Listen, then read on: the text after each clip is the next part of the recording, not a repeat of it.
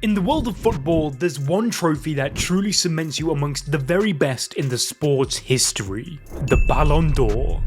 It's the ultimate prize for any player, symbolising the incredible year they've had. And so today, from the domination of Lionel Messi and Cristiano Ronaldo to a player that was refused the Ballon d'Or despite winning it, this is every winner of football's peak individual prize. Starting with the trophy's first winner in 1956. That man was Stanley Mathews, and he played for Blackpool. He was nicknamed the Wizard of Dribble, and upon signing for Blackpool aged 32, Mathews' manager asked if he reckoned he could keep playing for a few more years. And the answer was yes. He could. He was the only player in history to play professionally for over 35 years, and also the only player to be knighted whilst still playing. Nonetheless, he won the Ballon d'Or aged 41 after a season in which he played 37 games and scored 3 goals. Yeah.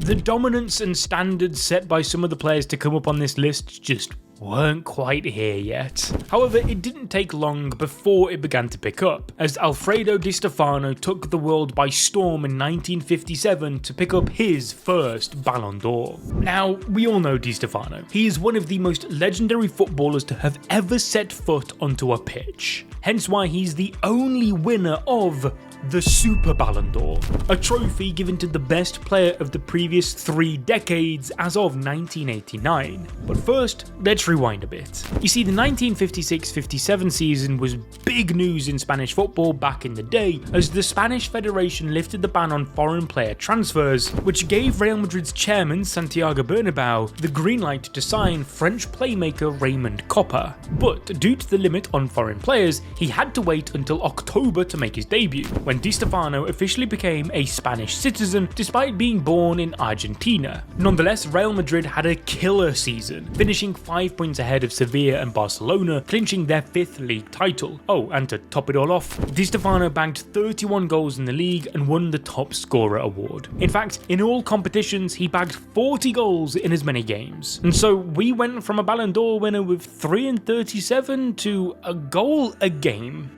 And so it was no surprise that he won the award with a complete landslide victory. However, this was merely the first of Di Stefano's Ballon d'Ors. His next one came 2 years later in 1959, where despite Real Madrid finishing second, he was once again top scorer for the 4th time in a row, with 23 goals in the league and 31 in all competitions. The year before though was where his new Real Madrid teammate Raymond Kopa won the Ballon d'Or in 1958. He was the first French player to win the European Cup following Madrid's win against Fiorentina, and would also go on to be the European champion again in both 58 and 59. In spite of this, during his Ballon d'Or winning season, Kopa bagged 11 goals in 34 games. But up next was Luis Suarez. No, not that one. This one was a little less bitey. However, he too was a Barcelona star, even if the fans did turn on them due to a rivalry between him and Kabala. In spite of this, he scored 14 and 37, becoming the first and only Spanish-born men's player to win the Ballon d'Or, before then leaving for Inter Milan the following year for a whopping £152,000. And even with inflation, that's only 2.8 million. 2.8. Imagine signing a Ballon d'Or winner the year after they win it for that amount of money now. To put into perspective, that's about the same amount of money that Southampton paid for Nathan Wood this summer. Who's that? Well, exactly. No offense. Now up next is Omar Sivori. This Argentine-Italian forward had an incredible career both in Argentina and Italy, and he's considered one of the greatest players of his generation. Sivori first made a name for himself at River Plate in Argentina before making a massive impact at Juventus in the late 1950s and early 60s, where he won 3 Serie A titles and several other trophies. He also spent time at Napoli, continuing to impress the world. His international career was pretty unique too. He first played for Argentina, winning the 1957 South American Championship, but later in his career switched to Italy and even played in the 1962 World Cup. He was named the best player of the 1957 South American Championship, but that was nothing compared to what he would achieve with Juventus. You see, before he and Welshman John Charles arrived, Juventus had a bit of a rough patch, but everything changed when these two joined forces with club legend Giampiero Boniperti, where together they turned Juventus into an unstoppable team, and so he was rewarded for this incredible form of 28 goals in 29 games with the prestigious Ballon d'Or. Up next though was the incredibly talented midfielder Josef Masopust. He's one of Czechoslovakia's greatest footballing legends, where his rise to stardom kicked off when signing for ZSJ Technomat Teplice, which I've definitely said wrong, at the age of just 19. A year later, Masopust found himself at ATK Praha, a football club tied to the Czechoslovakian armed forces. Over the next decade, this club, which later became known as Dukla Prague, would become Masopust's kingdom. During his time there, he won an incredible 8 league championships and 3 national cups, making Dukla Prague one of the most feared teams in Europe, reaching the semi-finals in the 1966-67 European Cup before losing to Celtic. Internationally, Masopust made his debut in 1954, and by 1962 he was leading Czechoslovakia in one of their greatest moments, reaching the World Cup final. In that match, Masopust scored the opening goal against Brazil, but despite his brilliance, the team lost. Nonetheless, it was that year that Masopust was awarded the Ballon d'Or. And to tie things together nicely, after playing for the rest of the world team against England in 1963, Masopust was invited to join a European International 11 for Stanley Mathews' farewell match in 1965, marking the legendary 50-year-old's retirement from football. Now, whilst most winners of the Ballon d'Or naturally find themselves further up the pitch, making the difference by scoring the goals, the next winner in 1963 was quite the opposite. I'm talking about Lev Yashin, the first and only goalkeeper to ever win it. Thus, it's no surprise that he's regarded as one of the greatest of all time, as a man who has redefined goalkeeping altogether. But Yashin's rise to greatness was far from smooth. His debut for Dynamo Moscow in 1950 was a nightmare for any goalkeeper. He conceded a goal straight from a clearance by the opposing goalie. And so for 3 years, Yashin waited patiently in the reserves, waiting to get another shot to try and prove himself. However, during that time, Yashin wasn't just sitting on the bench, he was also playing as a goalkeeper for Dynamo's ice hockey team. He even won the USSR Ice Hockey Cup in 1953 and helped the team secure 3rd place in the national championship. But football was where Yashin's heart truly lay, and his perseverance paid off. He spent his entire 20-year career at Dynamo Moscow, becoming a club legend. He won the USSR Football Championship 5 times and lifted the Soviet Cup 3 times. By 1954, Yashin got his big break on the international stage, earning a call-up to the Soviet national team, and the rest is history. With them, Yashin helped to secure a gold medal at the 1956 Summer Olympics and led the Soviet Union to victory in the inaugural 1960 European Nations Cup. Over the course of his career, Yashin earned 78 caps for his country and played in 3 World Cups. However, it was the 1958 World Cup in Sweden that really put Yashin on the map. The Soviet Union reached the quarterfinals, and Yashin's remarkable saves kept his team alive, especially in a tough group stage match against Brazil, where he held off the likes of a young Pelé and Garrincha. But Yashin wasn't invincible. In the 1962 World Cup, after suffering 2 concussions during the tournament, he made some uncharacteristic mistakes. In a match against Colombia, he let a goal in directly from a corner kick, the only goal of its kind in World Cup history, and thus the Soviet Union ended up drawing 4-4, as critics were quick to write Yashin off, claiming that his career was over. Yet, just when the world doubted him, in 1963 he won the Ballon d'Or. His standout performance that year came during a special match between England and the rest of the world, where his acrobatic saves earned him global recognition as the best. From that point on, he was known as the Black Spider, a nickname that captured his ability to save seemingly every shot with his all-black kit and quick reflexes as if he had 8 legs. But to his Soviet fans, he was always their Black Panther. Yashin then continued to inspire, leading the Soviet Union to a 4th place World Cup finish in 1966, before then in 1971, after 2 decades of brilliance, he played his final match for Dynamo Moscow in front of 100,000 fans, with legends like Pelé, Eusebio and Franz Beckenbauer present. From goal stoppers to goal scorers now though, as in 1964, Denis Law picked up his Ballon d'Or. One of the greatest forwards in Manchester United history. In fact, his return to the club from Man City and Torino in 1962 marked the beginning of a legendary chapter in his career. However, the club was still struggling to regain its form following the 1958 Munich air disaster, and so despite Law's impressive hat-trick in a league match against Leicester City, United still faced a tough season battling relegation. However, Law's brilliance shone in the FA Cup, winning what would be the only FA Cup of his career. Law's goal-scoring prowess continued in the 1963-64 season as the Scotsman was selected to represent the rest of the world team against England at Wembley, where he scored in a 2-1 defeat. Law described this as one of the greatest honours of his career. However, this season was interrupted by a 28-day suspension and an unusually cold winter, forcing United to cram several matches into a short period of time. Despite this, Law managed an astonishing 46 goals in all competitions, a record that still stands at Manchester United. The following season in 64-65, Law's incredible form saw him crowned with the Ballon d'Or, playing a key role in United winning their first league title since the Munich air disaster, where his 28 league goals made him the top scorer for the first division. But in 1965, tragedy also struck when Law injured his right knee during an international match for Scotland. This injury would haunt him for the rest of his career. Nonetheless, this Ballon d'Or winner remains one of the club's greatest legends, with only Bobby Charlton and Wayne Rooney surpassing his goal tally. But up next we have a Portuguese magician, and well, he won't be the last of those on this list, will he? Of course, I am talking about Eusebio.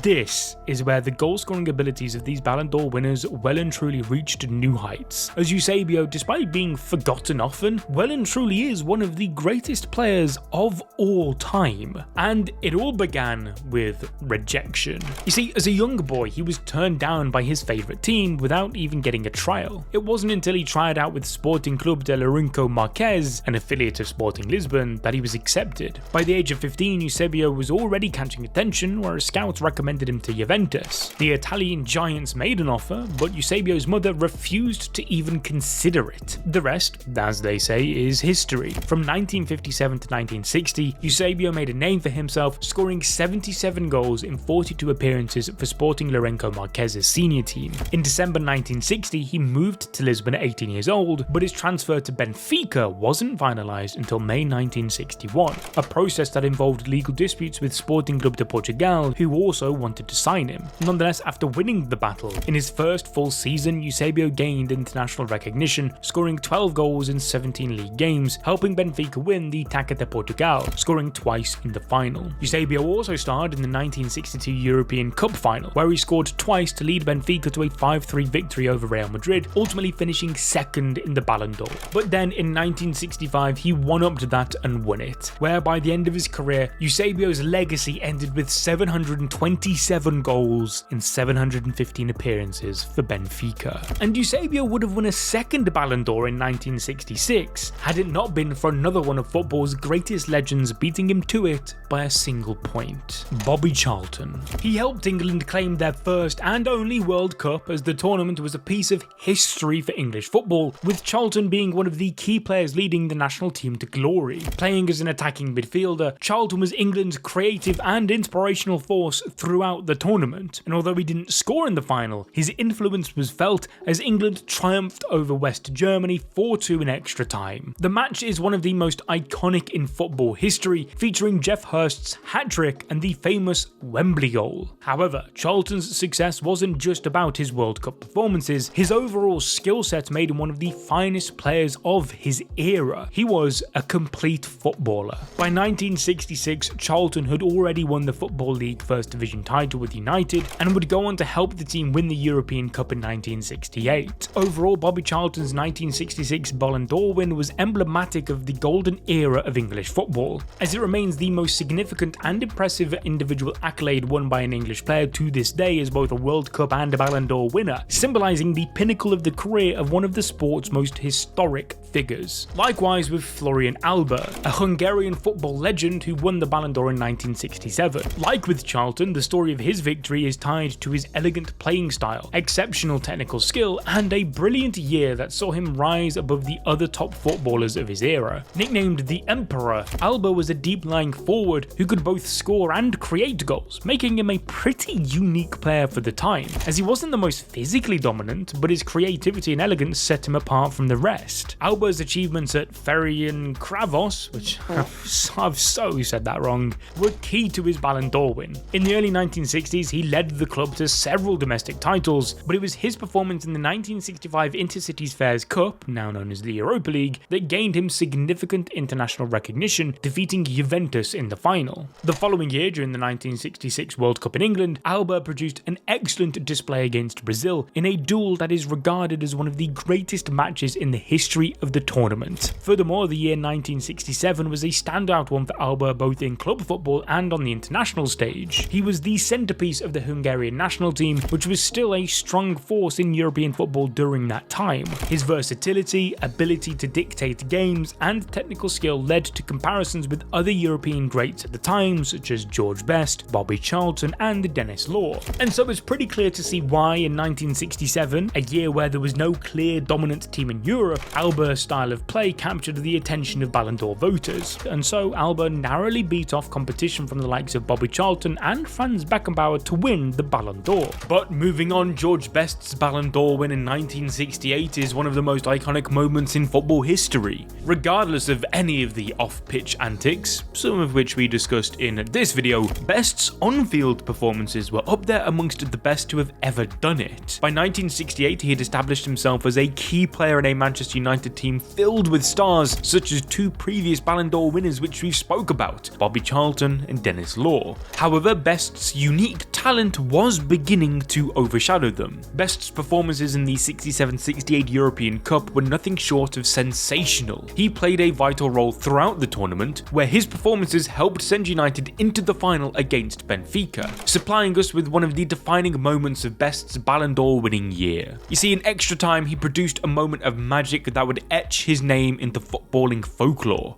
Early in the first half of extra time, Best dribbled past Benfica's goalkeeper and calmly slotted the ball into the empty net, with United going on to win. He'd shown that he was not just a player of immense talent, but also one who could deliver on the biggest stage. Thus, Best was awarded the Ballon d'Or at just 22 years old. Moving on though, we've got Gianni Rivera, often regarded as one of Italy's greatest ever footballers, who won the Ballon d'Or in 1969 after years of brilliance with AC Milan and the Italian national team. Regarded as a player ahead of his time in the number 10 role, Rivera's victory came as thanks to his exceptional playmaking abilities, vision, and leadership, particularly highlighted by his performances in that year's European Cup and Intercontinental Cup victories. During his early years with Milan, he earned the nickname Golden Boy and was often compared to the other great Italian playmakers like Mazzola. Throughout the 1960s, Rivera established himself as a key figure in Milan's midfield, where his reputation as one of the best in the game continued to develop. Although he didn't play a leading role in Italy's victory in the 1968 European Championship, missing the final through injury, Rivera was still regarded as one of the country's most important players. And so Rivera's overall performances leading up to 1969 continued to build his case as one of Europe's top footballers, as the 68-69 season would be the defining year for Gianni Rivera and the key to his Ballon d'Or victory.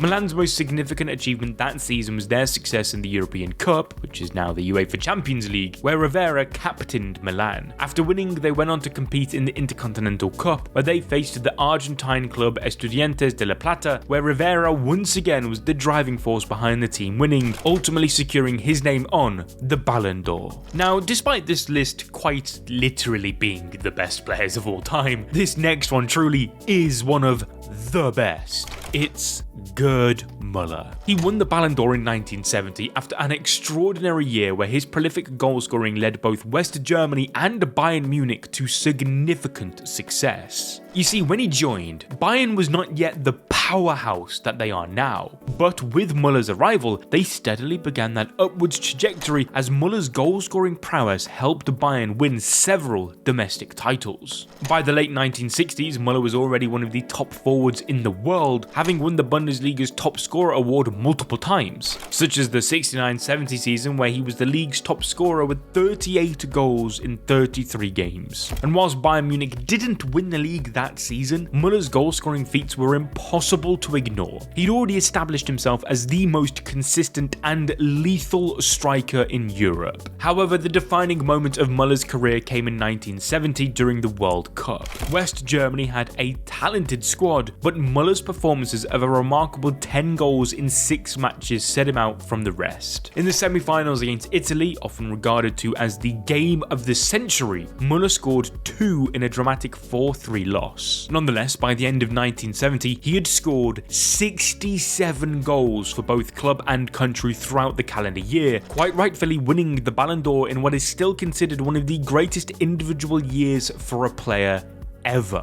Now up next is a player who managed to redefine football with his influences still seen in the modern game. That man is 3-time Ballon d'Or winner Johan Cruyff. His first Ballon d'Or came as recognition for his role in helping Ajax dominate Dutch football and make their mark in Europe. That year they won the Eredivisie and the Dutch Cup, but the highlight was their first ever European Cup victory. Thus the 1971 Ballon d'Or was awarded to Cruyff largely because of his influence in taking Ajax to new heights and embodying the philosophy of total football, one where players could seamlessly switch positions. His second Ballon d'Or came after another season of brilliance with the Dutch club, where between 1971 and 1973, Ajax won 3 consecutive European Cups, with Cruyff at the heart of it all. However, 1973 also marked a turning point in his career. After winning the European Cup, Cruyff made the move to Barca, bringing his total football ideology with him. Nonetheless, his performances that year earned him his second Ballon d'Or, establishing himself as the world's best footballer. Then Cruyff's third Ballon d'Or win in 1974 was a direct result of his extraordinary performances in the World Cup, captaining the Netherlands to the final, leading one of the most memorable World Cup campaigns in history. The Dutch's total football took them to the final against West Germany, and though they ultimately lost 2-1, Cruyff's performances throughout the tournament were groundbreaking, especially his famous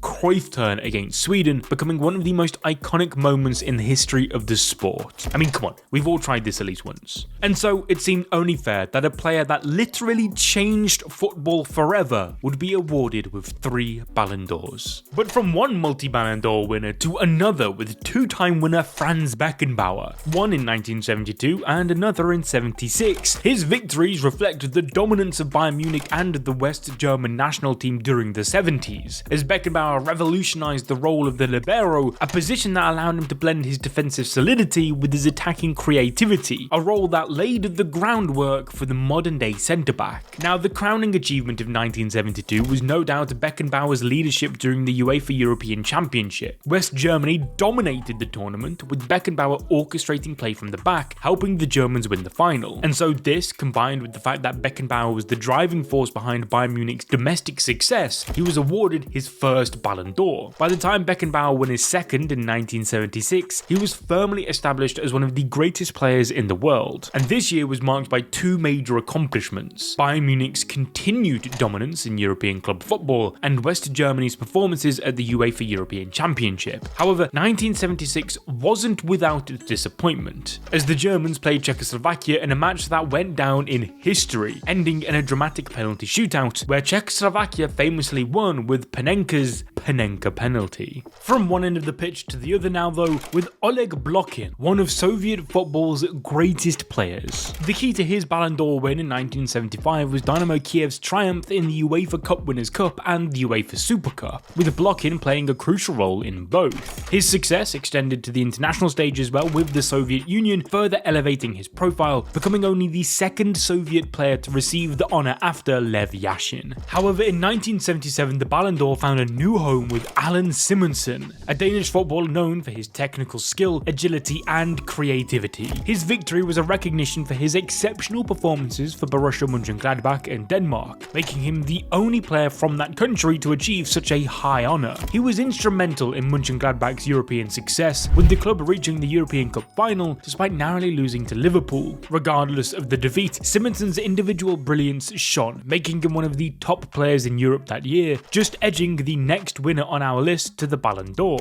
Kevin Keegan. The English football legend won the Ballon d'Or back-to-back in 1978 and 1979 though, thanks to his outstanding performances with Hamburg and England. This came off the back of Keegan's bold move in 1977 to leave Liverpool, where he had won numerous domestic and European trophies. Initially, he faced challenges adapting to the German league, but by 1978, Keegan had levelled up. His hard work, leadership and ability to score goals propelled Hamburg to their first Bundesliga title in nearly 2 decades, becoming a fan favourite, whilst his performances in the European Cup also stood out, despite losing in the final to Nottingham Forest. Regardless, Keegan's work ethic, bravery to go abroad, and leadership were just some of the many things that went along with his great goal-scoring ability to earn him his title as one of the best of his era. From one 2-time winner to another now though, as Karl-Heinz Rummenigge also achieved back-to-back Ballon d'Or dubs. His first was largely due to his outstanding performances with Bayern Munich, and also his pivotal role in helping West Germany win the 1980 UEFA European Championship, with his dribbling, vision and goal-scoring ability making him a key figure in the team. Likewise, at club level, Rummenigge was the driving force behind Bayern Munich's domestic and European dominance, topping the Bundesliga scoring charts as one of the most feared forwards in Europe, helping him win his back-to-back Ballon d'Ors by landslide margins. Now, this next player on the list is the story of a monumental comeback, as he was actually involved in a huge match-fixing scandal prior to his big Ballon d'Or win,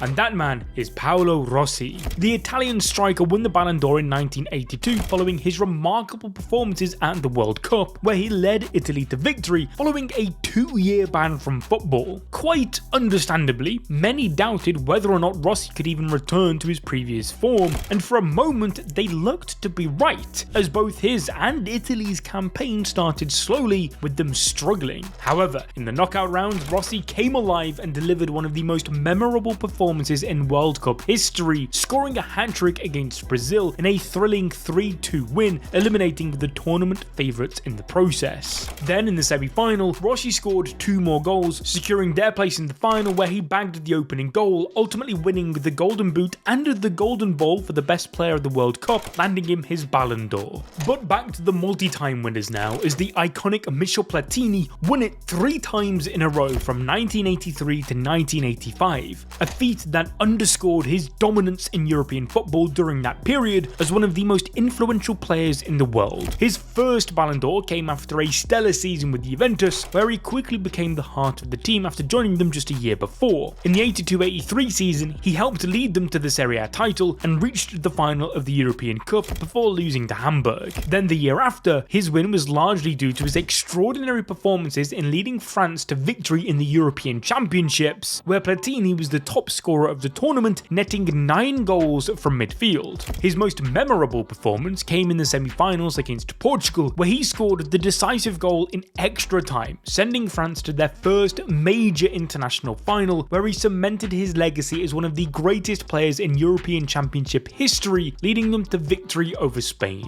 Then lastly, Platini's third Ballon d'Or in 1985 followed Juventus' European Cup Winners' Cup, European Super Cup and European Cup wins. We go back to the Soviet Union though now for our next winner, as Igor Belanov's year leading Dynamo Kiev to victory in the UEFA Cup Winners' Cup, along with his significant impact in the 1986 World Cup, elevated his status on the global stage, playing a significant part in beating the likes of Gary Lineker to his Ballon d'Or win. Ruud Gullit was up next though, as the dynamic Dutch midfielder and forward won the Ballon d'Or in 1987. His rise towards becoming one of the greatest of his generation began at PSV, where he played a key role in helping the club dominate Dutch football, winning the Eredivisie title, with Gullit's leadership and all-round play being crucial to their success. Things only got better for him that year though, as Gullit made a high-profile move to AC Milan, where he quickly became a key figure in the team's resurgence. His transfer, alongside the likes of Marco van Basten, helped transform Milan into a powerhouse of European football. Furthermore, Gullit was a central figure for the Netherlands national team, which was on the cusp of greatness heading into the late 1980s, setting the stage for the Ballon d'Or winner, helping them get their eventual dub at the 1988 1988 UEFA European Championships. Ruud wasn't the only Ballon d'Or winner in that team either, as fellow countryman and Milan teammate Marco van Basten is next on the long list of greats. After all, he is one of the most gifted strikers in football history, winning the Ballon d'Or 3 times, in 1988, 89 and 92. The first of which came after a remarkable European Championship where Van Basten was the top scorer of the tournament with 5 goals, including a stunning hat-trick against England. However, his most memorable moment without a doubt came in the final against the Soviet Union, where he scored what is widely to this day regarded as one of the greatest goals in football history. Then, in the year after, Van Basten won his second Ballon d'Or after helping AC Milan win the European Cup, with him scoring twice in the final. Van Basten's third and final Ballon d'Or then came in 1992 after another stellar year with AC Milan, where by now he had established himself as one of the most complete forwards in the game. Thus, it was no surprise that Milan were once again dominant, winning the Serie A title without losing a single match. Furthermore, he was the top scorer in the league, alongside outstanding individual performances in the European Cup. Nonetheless, Van Basten's achievements both domestically with Ajax and AC Milan, as well as internationally with the Dutch team, are remembered as some of the finest moments of European football, with him ending his career with 218 goals in just 280 games. And that probably doesn't sound like a long career for someone so incredibly talented, and that's where it gets crazy. Because honestly, Van Basten could have won even more Ballon d'Ors had he not retired the year after his last one at age just 28 due to a reoccurring ankle injury forcing him into an early retirement. Now, if you want to feel like a Ballon d'Or winner yourself, yeah, good luck. I can't really help you there. But what I can help you with is your online privacy. Anyone who's watched the channel by now should know that Surfshark VPN are my guys. I genuinely use it all the time because if I'm not watching football, I'm probably watching a movie. And recently, the likes of Venom was in cinema, but I hadn't actually seen the second one, so I thought I probably should catch up. However, it's not available on Netflix in the UK, but it is in Japan.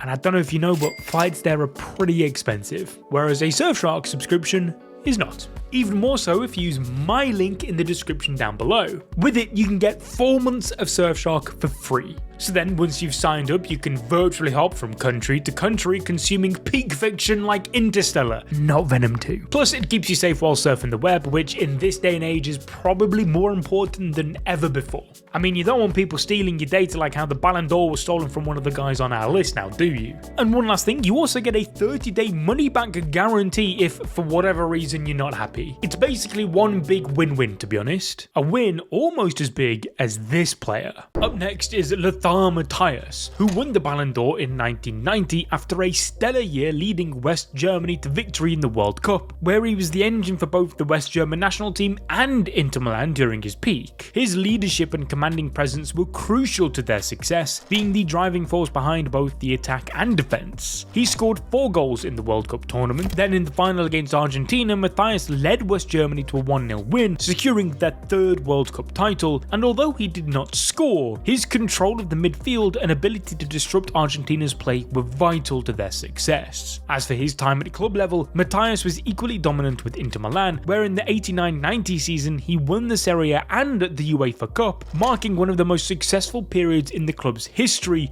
topped off by his Ballon d'Or win. But moving on, we've got Jean-Pierre Papin, the prolific French striker, who won the Ballon d'Or in 91 due to his extraordinary goal-scoring form and his impact at Marseille. He was most known for his lethal finishing, athleticism, and his signature Papinade volleys. At the height of his career in 1991, Papin led Marseille to another Ligue 1 title, marking their 4th consecutive domestic league triumph. Furthermore, he was the league's top scorer for 5 consecutive seasons, including the year of his Ballon d'Or win, where one of the highlights was his performance in the European Cup, where Marseille reached the final. But as we continue, we now have Roberto Baggio, the Italian maestro who won the Ballon d'Or in 1993, as a recognition of his remarkable skill and ability to influence games, regarded as one of the most gifted players of all time. In 1993, he was at the peak of his career playing for Juventus, locking down a pivotal role in leading them to victory in the UEFA Cup. Baggio's performances throughout the tournament were exceptional, but particularly in the final against Borussia Dortmund, where he scored scored twice in a commanding 6-1 aggregate win. Furthermore, Baggio's form in Serie A was also stellar, as he consistently delivered for Juventus, scoring important goals and creating chances for his teammates, as Baggio's influence went beyond just scoring, with his creativity and intelligence on the ball allowing him to dictate the flow of games by himself.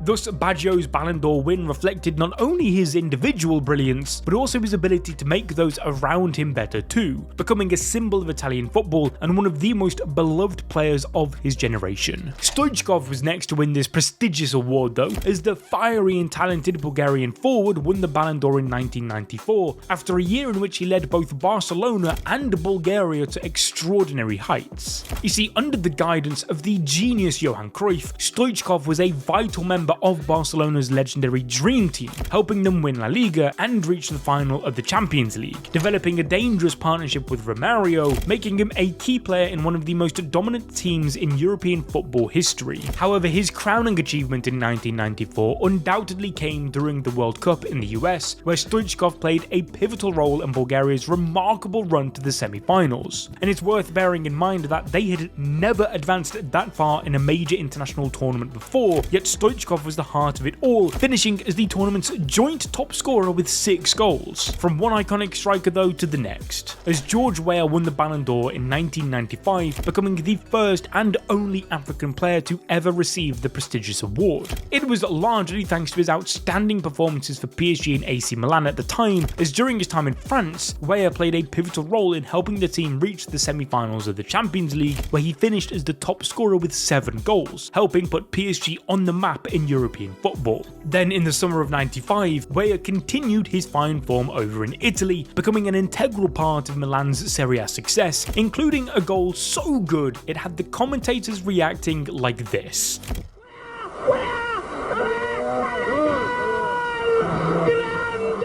Nonetheless, his triumph served as inspiration for players, proving that African talent could shine on the world's biggest stage. Because despite coming from a country with little footballing infrastructure, Weah's perseverance and talent made him a global superstar and Ballon d'Or winner. The Ballon d'Or found its way back to Germany next though, with Matthias Sammer's outstanding performances for both Borussia Dortmund and the German national team saw him get the dub. The crowning achievement of the season came during the European Championship, where he was instrumental in leading Germany to victory playing as a sweeper, with Sammer's calmness on the ball, vision and ability to read the game allowing him to play such a difficult and dated position with ease. Then at club level he was equally influential for Borussia Dortmund, winning the Bundesliga, further demonstrating his versatility and leadership. But in this huge list of legends, there truly aren't many better than the man himself, R9, the OG Ronaldo, the Brazilian baller. Seriously, I just want to pause right now and say that even though I didn't get into football till past this guy's prime, wow. And to be honest, that sums up the impact that he had on the game really. He truly was that guy. Nonetheless, he won his first Ballon d'Or in 1997 at just 21 years old, making him the youngest player to ever receive the award. His season at Barcelona during the 96-97 campaign was extraordinary, scoring 47 goals in 49 matches across all competitions, including 34 in La Liga, which earned him the European Golden Boot. One of his standout moments being an incredible solo goal against Compostela, epitomizing his immense ability. Then after moving to Inter Milan in the summer of 97, Ronaldo quickly became a sensation, tearing a league renowned for its incredible defense apart. Thus, Ronaldo finished his season at Inter with 25 goals in all competitions, becoming a fan favourite at the San Siro. Furthermore, his performances for Brazil also contributed to his Ballon d'Or win, as he was a key player for them during the 1997 Copa America, where Ronaldo's goals and assists were crucial for their success. He was so above and beyond the best player in the world that he beat second place Mijatovic in the Ballon d'Or by over 150 points. Now, of course, someone this good couldn't just have one Ballon d'Or to their name, and so R9 picked up another a few years later in 2002. In spite of this, it wasn't easy. In fact, it was a remarkable achievement after overcoming years of serious injuries that had actually threatened his career. However, it didn't stop his phenomenal performances in the 2002 World Cup. After missing most of the previous ones due to the reoccurring knee injury, there were doubts about whether Ronaldo could ever return to his best. However, he silenced all doubters, leading Brazil to their 5th World Cup title. He finished as the tournament's top scorer with 8 goals, including both goals in Brazil's 2-0 victory over Germany in the final. Then, at club level, Ronaldo joined Real Madrid as part of the famous Galacticos era. In his debut season, he scored 23 goals in La Liga, helping the club to win the league title and establish themselves as one of the most dominant teams in Europe, capping off his big footballing comeback story with a 2nd Ballon d'Or. Talking of Galacticos though, the legendary list of Ballon d'Or winners only gets better, with Zinedine Zidane next. Zizou won the Ballon d'Or in 1998, the year he led France to their first ever World Cup victory on home soil, making himself one of the most elegant and effective playmakers in football history, reaching the pinnacle of the sport. And although he missed 2 matches due to suspension, Zidane returned for the crucial knockout stages and delivered in the most important game of his career, the World Cup final. France faced Brazil and Zidane was the standout player, scoring 2 goals in the first half, setting the team up for a calm and easy win. Beyond just the World Cup though, Zidane was also a key player for Juventus during the 97-98 season, with his performances in Serie A and Europe making him one of the most respected midfielders in the world, which was reflected by his Ballon d'Or win. Back to the Brazilian brilliance now though, as in a year in which Rivaldo's extraordinary performances for both Barcelona and the Brazilian national team, he won the Ballon d'Or, making him 1999's most frightening forward. He helped Barcelona win La Liga, scoring 24 goals in the league, finishing as the top scorer for the club. In spite of this, Rivaldo wasn't just a goal scorer. His vision, dribbling and playmaking abilities allowed him to play either a bit deeper as a more attacking midfielder or as the main forward. It also helped that he could score pretty much any kind of goal possible, no matter how easy or hard it was on paper. Then for Brazil, Rivaldo was equally influential, playing a key role in the Copa America where Brazil went on to win the tournament. He finished as the joint top scorer with 5 goals and was named the player of the competition. Thus, this remarkable year was then capped off with the Ballon d'Or win. But one of the bravest, maybe most controversial winners is up next, and that is Luis Figo. He won the Ballon d'Or in 2000, showcasing his skill and influence as one of the finest wingers in world football. How else do you become a key player for Barcelona, spending 5 successful seasons there? Well, that's the thing, because that summer, Figo made the record-breaking move to Real Madrid of all places. And it would be easy for the pressure of a move like this to take you over completely, but Figo reveled in it, continuing to prove himself as one of the best players in the world. This, along with him being crucial for Portugal in the Euro 2000, leading his team to the semi-finals, meant that Figo lifted the Ballon d'Or, justifying his monumental transfer. The award found its way back over to England for the last time next though, as 2001 saw a young Michael Owen pick it up, beating the likes of David Beckham and Zinedine Zidane to the award. And that's because he played a huge role in Liverpool's treble-winning season. Okay, not that treble, but they did win the FA Cup, League Cup and UEFA Cup, where in one of the FA Cup's most dramatic finals, Owen scored 2 late goals to secure victory over Arsenal. Then later that year, Owen added to his reputation with a famous hat-trick as England beat Germany 5-1 in a World Cup qualifier, putting his name on the map in a match that has since gone down in history. And although his career may not have unfolded exactly as he or many others might have hoped, his Ballon d'Or win will forever cement his name in football. Now this next winner is a big shock, so much so that even the person who won it thought Thierry Henry should have won it over him, and that man is Pavel Nedved in 2003. He couldn't believe he came ahead of the Frenchman as well as Maldini or Zidane. Nonetheless, Nedved's 2003 was a great success. One of his defining performances came during Juventus' Champions League semi-final against Real Madrid. You see, Juventus had lost the first leg 2-1, and in the return leg, Nedved put on an inspired performance, scoring the 3rd and final goal to secure Juventus' place in the final. However, in the closing moments of that match, he received a yellow card that ruled him out of the final against rivals AC Milan. And so without Nedved, Juventus struggled to maintain their attacking edge and ultimately lost on penalties. A moment which became a focal point of his 2003 Ballon Ballon d'Or story, as it highlighted the importance that he had on this team, as well as the obvious heartbreak of missing the final. But up next is Andrei Shevchenko after an exceptional year with AC Milan, where his lethal finishing and impressive consistency established him as one of Europe's most prolific strikers. In the 03-04 season, Shevchenko helped Milan secure the Serie A, finishing as the league's top scorer with 24 goals with some top big game performances. But beyond just the Serie A, Shevchenko also shone in European competitions despite not reaching the Champions League final that season, as well as with the Ukrainian national team, culminating in the humble, hard-working player being crowned as 2004's greatest. This next player though is probably the reason a lot of you guys watching right now even got into football in the first place. Because when I think of some of the most influential players of all time, Ronaldinho has to be up there. And 2005 agreed with me. He was at the heart of a resurgent Barcelona team, having joined Barca a couple years earlier. He quickly became the team's star player, leading them to their first La Liga title in 6 years, combining effortlessly with the likes of Samuel Eto'o and Deco. But one of Ronaldinho's most iconic performances that year, of course, had to come at the Santiago Bernabeu, where he scored twice in a 3-0 victory over Real Madrid. And to put into perspective just how good this performance was, even Real Madrid fans gave him a standing ovation. Thus, Ronaldinho's Ballon d'Or win in 2005 rightfully honoured a player who brought joy and creativity to the game, where his flair and love for football transcended that of club rivalry, adding to his legacy as one of the game's greatest entertainers to this day.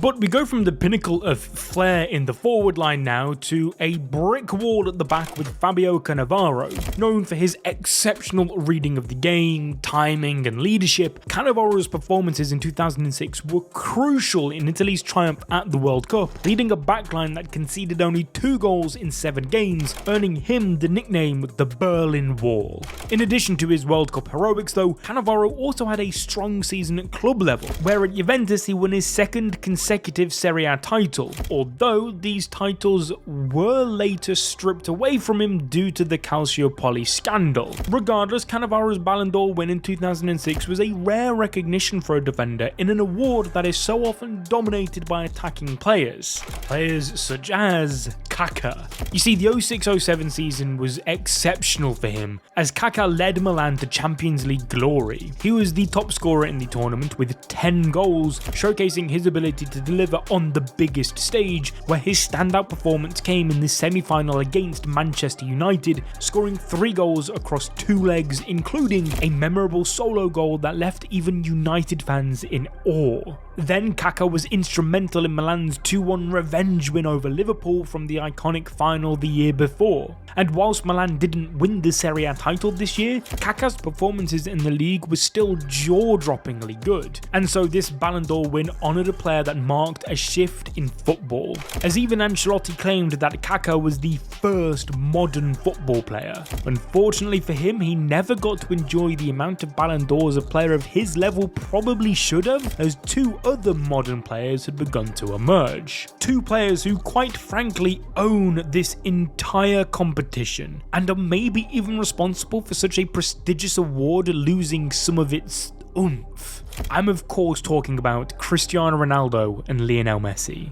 The rivalry between these 2 footballing freaks for the Ballon d'Or is one of the most remarkable sagas in sporting history, spanning over a decade and reshaping the competition's landscape in its entirety. I'm sure you don't need me spelling out just how incredible these guys are to you, but Ronaldo's rise to the Ballon d'Or came in 2008 when he won his first title following a remarkable season with Man United. His explosive speed, powerful shot, aerial prowess, and raw technique set him apart from the rest of the world. Then Ronaldo's move to Real Madrid in 2009 saw him reach even greater heights. But it wasn't until 2013 and 14 that he clinched his 2nd and 3rd Ballon d'Or titles, which came as Ronaldo helped Real Madrid secure a Champions League title in 2014 and continued to lead the team with record-breaking goal tallies in La Liga. As for Lionel Messi, he won his first Ballon d'Or in 2009 after a season where he led Barcelona to an historic treble, winning La Liga, the Copa del Rey, and the Champions Champions League. This was followed by 3 consecutive Ballon d'Or wins from 2010 to 2012, where he scored a record-breaking 91 goals in a calendar year, a legendary footballing feat which you can learn more about with this video on your screen linked below. Nonetheless, between 2008 and 2017, they shared every single Ballon d'Or. For some people, they had only ever seen these two win the award. Now, in 2015, Messi won his 5th after another treble-winning season with Barca, whilst Ronaldo captured his 4th and 5th in 2016 and 17, winning back-to-back Champions League titles with Real Madrid, cementing himself as Mr. Champions League, whilst also setting goal-scoring records. In 2019, Messi claimed his 6th Ballon d'Or, breaking the tie with Ronaldo. However, in 2021, he won it again, reaching a record 7th following his Copa America win with Argentina, his first international trophy, which was then followed by his 8th and final Ballon d'Or in 2022, when he finally got his hands on that illustrious World Cup trophy that he'd been waiting so long for.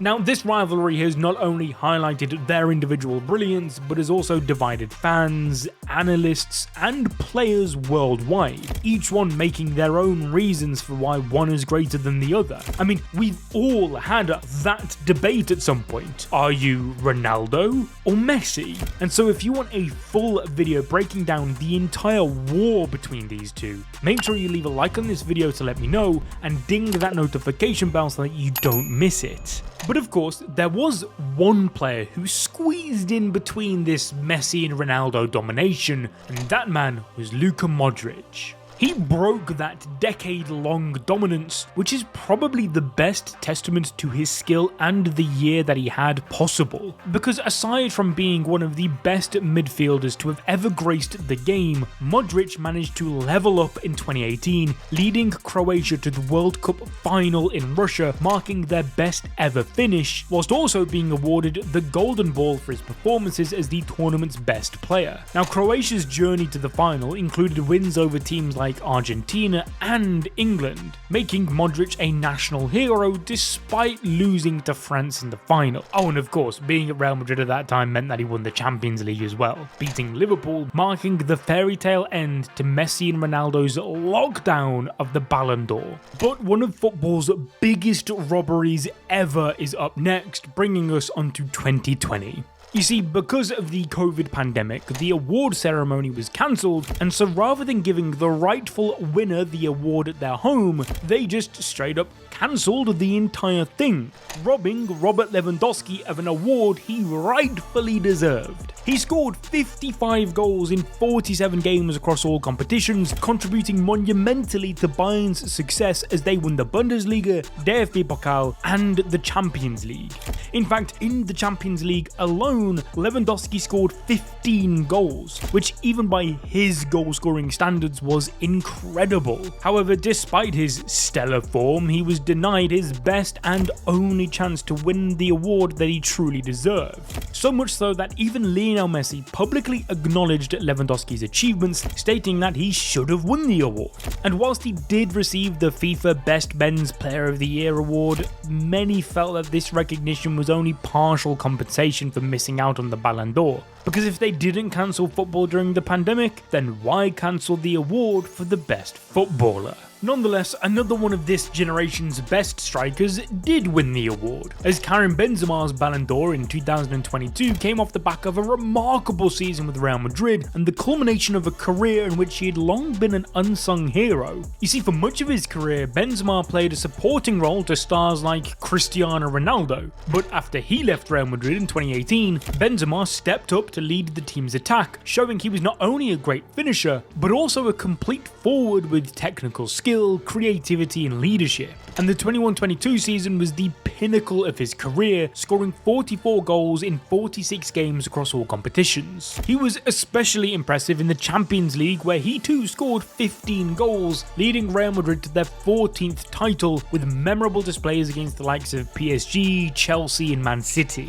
Likewise, in La Liga, Benzema was equally influential, scoring 27 goals and finishing as the league's top scorer. His performances in critical moments and his ability to elevate his game as the stakes rose made him the clear favourite for the Ballon d'Or, beating second place Sadio Mane by a staggering 356 points. Bringing us on to the next and most recent winner, Rodri. However, this came with a tremendous amount of controversy, so much so that players and fans around the world boycotted the entire competition. This was because it was one of the tightest two-horse races in recent Ballon d'Or history. For weeks leading up to it, the reports were that Vinny was nailed on to win the award, going as far as inviting all of his friends and family over for a celebration party. But then, on the day of the ceremony, the world was shocked to see Rodri be named the winner. Knowing this in advance, Real Madrid refused to turn up to the ceremony, not allowing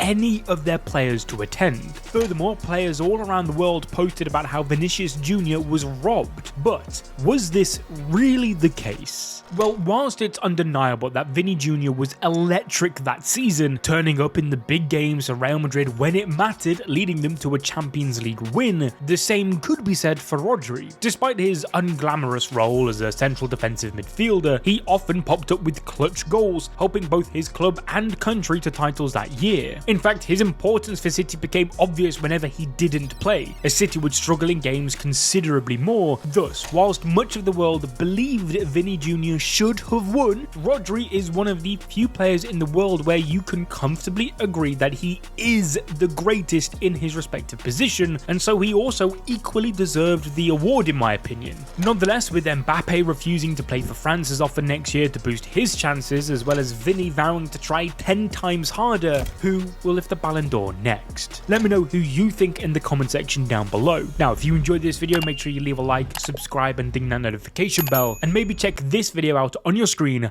right now.